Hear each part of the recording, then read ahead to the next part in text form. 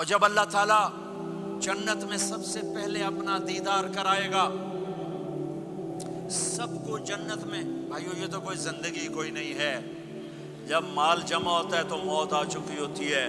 آپ لوگ یہاں ہجرت کر کے آئے، بنتے بنتے کچھ بنے تو موت دستک دینے لگی، گھٹنے درد کرنے لگے، آنکھوں پہ چشمے چڑھ گئے، سوٹیاں ہاتھ میں آ گئیں. جب مال سے نفع اٹھانے کا وقت آیا تو موت سر پہ آ گئی.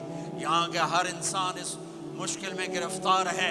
جب اپنی دنیا سے کمانے کا، حاصل کرنے کا وقت آتا ہے تو موت دستک دے رہی ہوتی ہے. اور موت تھوڑا پیچھے ہٹ جائے تو بڑھاپا تنگ کرنے آ جاتا ہے، بیماریاں تنگ کرنے آ جاتی ہیں، پریشانیاں سر پہ آ جاتی ہیں. موت کے بعد اگر اللہ راضی ہو گیا تو جنت کی زندگی شروع ہونے والی ہے. جنت کی زندگی شروع ہونے والی ہے جس میں اللہ تعالیٰ سب سے پہلا جو ویلکم کرے گا جنت والوں کو، وہ یہ نہیں کہے گا میرے ایمان والے آ گئے، تہجد والے آ گئے، نمازی آ گئے. پوری تفصیل سنو. اللہ تعالیٰ جب جنت میں بٹھا دے گا جنتی مرد، جنتی عورت. ہمارے ابا اور اماں کا قد کتنا تھا کچھ پتہ ہے؟ 130 فٹ. کتنا بھائی؟ 130 فٹ. یہ تو آپ نے سنا ہے کہ یوسف علیہ السلام سب سے خوبصورت تھے، سنا ہے نا؟ یہ بہت کم مرد عورتوں کو پتہ ہوگا کہ عورتوں میں سب سے خوبصورت کون تھا. وہ حضرت حوا. حضرت حوا. حضرت حوا 130 فٹ کی اماں تھی، 130 فٹ کے ابا تھے. پھر ٹائم کے ساتھ گزرتے گزرتے ہم چھوٹے ہوتے ہوتے ہوتے ہوتے ہوتے ہوتے یہاں تک آ گئے. آگے چل کے اور نیچے ہو جائیں گے. جنت میں یہ قد واپس اللہ دے دے گا. جو ہمارے ملک کا کلچر جنہیں یاد ہے انہیں یاد ہوگا ایک قوم ہوتی ہے مراسی. پتہ ہے نا مراسی؟ سنا؟ بڑی نازک قوم ہوتی، صرف زبان کی روٹی کھاتے ہیں، کم کو نہیں کرتے. تو زمیندار نے مراسی کے ذمہ لگا یہ میرا گھوڑا ہے، اس کی مالش کر. وہ گھوڑے کی مالش مشکل کام ہے. وہ شروع ہو گیا. جب زمیندار گھر گیا وہ سو گیا. وہ سویا تو چور گھوڑا کھول کے لے گئے. جب صبح اس کی آنکھ کھلی تو گھوڑا غائب تھا. تو اس نے کہا ابھی مارے گئے، آج میری خیر نہیں. وہ گھر گیا، خرگوش لا کے باندھ کے مالش شروع کر دی. جب تھوڑی دیر بعد زمیندار باہر نکلا، اس نے کہا میرا گھوڑا کی دیکھے جی آئے کھلوتا ہے. اس نے کہا تیرا ستیہ ناس ہوئے، گھوڑا ہے وہ تو خرگوش ہے. صحیح گھوڑا ہے، ساری رات مالش کی تھی تو گھس گھس گھس گھس گھس گھس گھس اے آ کھلوتے. ہمارے اماں ابا تھے 130 فٹ.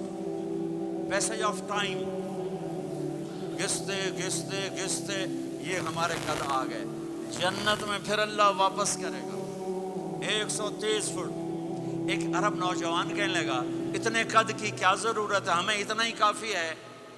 میں نے کہا تو یہ پتہ ہے جنت کی کھجور کتنی لمبی ہے؟ کھجور درخت نہیں، پھل دانا کا نہیں.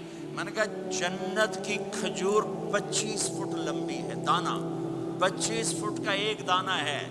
وَتَمْرَتُهَا 12 ذِرَاعًا. تو ہے 5 فٹ.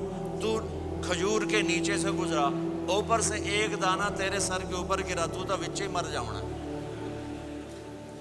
پھر مسورات سے معذرت کے ساتھ جنت کی حور کا قد ہے 130 فٹ اور تو گیا 5 فٹ. وہ تو تجھے جیب میں ہی ڈال لے گی. پھر پوچھے میرا ہسبینڈ کدھر گیا ہے؟ اور وہ جو لباس پہنتی ہے، لباس وہ 3 میل کے ریڈیس میں گھومتا ہے. 3 مائل کے ریڈیس میں اس کا لباس گھومتا ہے. کسی ایک بو جج پا کے انہیں بھول جاؤنی کہ ہسبینڈ گیا کدھر. لہٰذا تمہیں بھی 130 فٹ کرے گا، ان کو بھی 130 فٹ کرے گا. اور وہ جنت کی لڑکیاں تو پہلے 130 فٹ ہیں. ام سلمہ نے پوچھا یا رسول اللہ جنت کی عورت کا درجہ بڑا ہے یا ایمان والی عورت کا؟ آپ نے کہا ایمان والی عورت کا. کہ وہ کیوں؟ کہا بصلاتہن وصیامہن وعبادتہن. جنت کی عورت نماز نہیں پڑھتی، ایمان والی عورت نماز پڑھتی ہے. جنت کی عورت روزہ نہیں رکھتی، ایمان والی عورت روزہ رکھتی ہے.